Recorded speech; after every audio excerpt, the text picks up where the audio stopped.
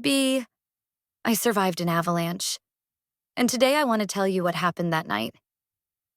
I never thought the sound of snow could terrify me. I used to think it was soft, delicate even. The way it fell against my window back home in Oregon always felt comforting. But that night in the Swiss Alps, snow didn't fall. It roared, it screamed, it buried everything. We were 6 people: me, my boyfriend Dylan, our 2 friends Luke and Emma, and a couple we met at the hostel, Mark and Elise. We had planned this weekend for months, a winter hike to photograph the sunrise from the ridge above Lauterbrunnen Valley. I remember how excited I was, checking the weather app over and over. It said light snow. It lied. We reached the small wooden cabin around 5 p.m. It was tiny. 1 room, no signal, just a fireplace and the sound of the wind outside.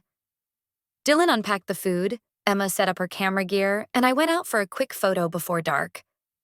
The sky looked heavy. Clouds were crawling down the mountain like something alive. When I got back inside, Luke was joking that we should name the cabin Hotel Nowhere.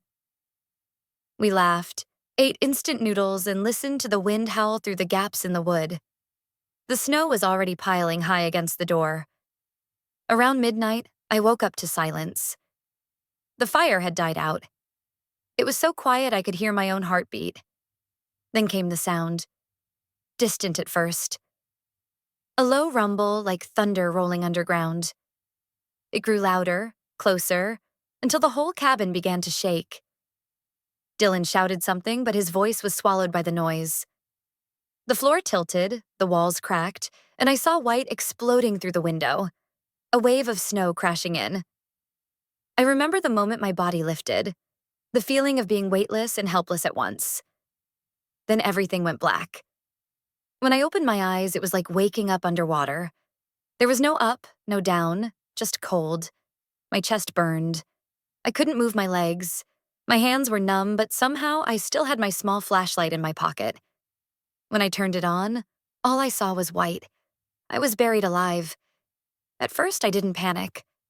I told myself someone would dig me out. But minutes passed. Maybe hours. I screamed Dylan's name until my throat tore. No answer. Just the sound of my own breath bouncing back from the snow. I tried to move my right arm and felt a pocket of air.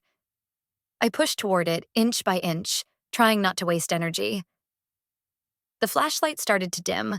My phone had no signal, just a flicker of battery. I tried to record a voice note. My last message, maybe. But my fingers were too cold to press the button. That's when I heard it. A muffled cry, faint, but real. Help. It was Emma. I shouted her name, but the sound felt like it vanished into cotton. I dug frantically toward the noise, tearing my gloves on the ice. My nails broke, blood freezing on my skin. The air pocket widened, and suddenly her hand touched mine through the snow. I remember the relief, the warmth, the feeling that I wasn't alone. We couldn't see each other, but we talked. She told me her leg was trapped. I told her to keep breathing slowly. Time disappeared. There was no day or night, just the sound of our shallow breaths and the crackling of ice shifting above us. At some point, I must have fallen asleep. When I woke again, it was colder. The flashlight had died completely. I thought Emma was asleep too, until I realized she wasn't breathing anymore. That's when the panic came. The kind that doesn't make you scream, but makes you go quiet. My body trembled uncontrollably, not just from the cold, but from the horror of being alone again. I remember whispering to her body through the snow, "Don't leave me, please," even though I knew she was gone. I started to hallucinate. I saw light that wasn't there, heard voices that couldn't exist. I thought I heard Dylan calling me, telling me to stay awake. I tried to move upward, using the last of my strength to claw through the snow. My fingernails scraped against ice, and for the first time, I felt something different. Air. A faint draft brushing my face. I pushed harder. My vision blurred. I could taste blood from biting my lip. Then, suddenly, the surface broke open. Just a crack, but enough for a sliver of moonlight to cut through the white. I gasped like a newborn. The air was so cold it hurt to breathe, but it was real. It was life. I tried to pull myself out, but my legs wouldn't move. I was halfway buried, trembling, exhausted. I could see the mountains, silent and black against the sky. Everything looked peaceful, almost beautiful, like the world didn't care what it had just done to us. Then I saw movement in the distance. A dim light, flickering. Someone with a headlamp.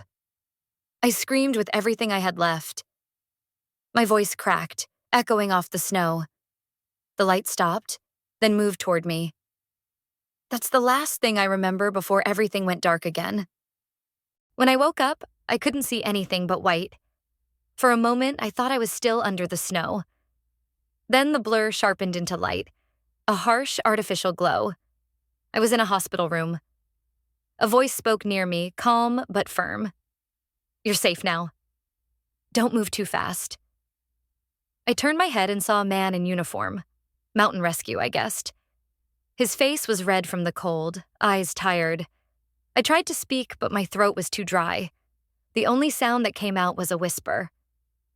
"My friends, did they make it?" He didn't answer at first. That silence said everything.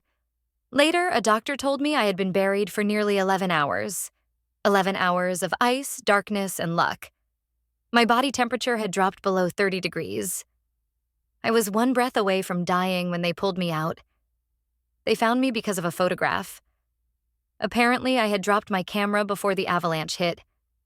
When the rescuers found it half buried near a broken tree, they followed the trajectory downhill. And that's how they spotted the small gap in the snow where I had broken through. It wasn't skill. It was chance.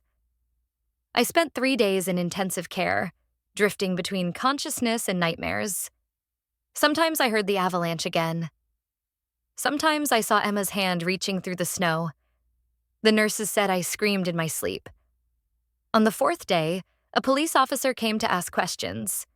His accent was thick, his tone careful. He wanted details, where we had been, what time the avalanche struck, who was with me. I told him everything I remembered, though some memories felt fractured, out of order. When I mentioned hearing Emma's voice, his pen stopped. "Emma? You said Emma was with you?" I nodded. He exchanged a look with another officer and then said quietly, "We only recovered 3 bodies. The other 2 are still missing." For a second, I didn't breathe. There were 6 of us in total. That meant one of them, maybe Dylan, was still out there, somewhere under that mountain of snow. I wanted to get up, to go back, to dig with my own hands, but my body wouldn't even let me sit. That night, I stared at the window of the hospital room. Snow was falling again outside, soft and silent. It looked peaceful, innocent. I hated it for that. I remember whispering to myself, "You don't get to look beautiful anymore." 2 days later, they brought me Dylan's phone. It had been found half a mile from the cabin. The screen was cracked, but one video survived. It was recorded just minutes before the avalanche hit. Dylan's voice, cheerful, oblivious, saying, "We'll wake up early, hike up to the ridge, and see the sunrise." Behind him, you can hear me laughing. Then, at the very end of the clip, a faint rumble starts. The camera shakes. The video cuts. I don't think I've ever cried harder in my life. The rescue team eventually called off the search. They told me no one could have survived that long under the snow. But every night, when I closed my eyes, I heard that voice again. The same one that kept me awake under the snow, telling me not to give up. Dylan's voice. Maybe it was a memory, maybe something else. I don't know anymore. When I was finally discharged, I didn't go straight home. I went back to the mountain. It was early morning, the kind of cold that burns when you breathe. The rescue team warned me not to go near the avalanche site, but I had to. I needed to see where it happened, to understand that it was real. The trail was still scarred. Trees snapped like toothpicks. Chunks of ice frozen in strange, unnatural shapes. I stood there for a long time, looking at the valley below. Everything was silent again. Peaceful. Too peaceful. Then, as I turned to leave, I saw something half buried in the snow, a piece of fabric fluttering in the wind. Red. Dylan's jacket. I walked closer, heart pounding, and picked it up. Inside the pocket was his wristwatch, cracked but still ticking.